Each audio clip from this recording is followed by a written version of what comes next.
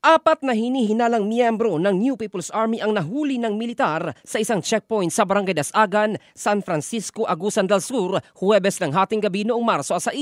Batay sa ulat ng 401st Infantry Unite and Fight Brigade ng Philippine Army, sakay ng isang bao-bao ang 4 na suspect ng sitahin ng mga sundalo. Naghinala umano ang mga sundalo dahil 3 sa kanila ay may mga sugat, kaya dinala sila sa D.O. Plaza Memorial Hospital.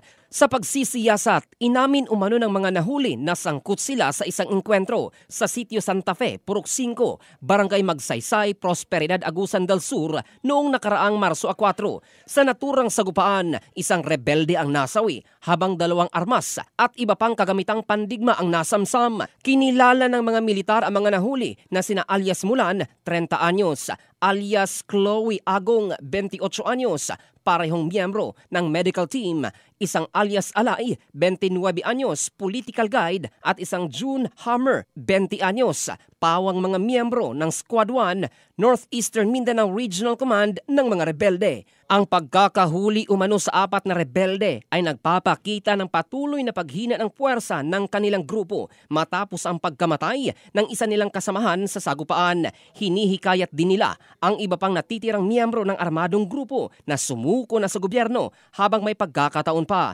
Pinuri naman ni Colonel Emil Cruz, acting commander ng 401st Infantry Brigade, ang patuloy na pagsisikap ng kanyang mga tropa laban sa insurensiya habang tiniyak na makakatanggap ng angkop na pangangalagang medikal ang mga nahuling individual. Sinabi rin na mananatili silang sumusunod sa rule of law, international humanitarian law at karapatang pantao sa kanilang mga operasyon. In the heart of changing lives, ito si Jofel Candado ng Brigada News Philippines, the Music and News Authority.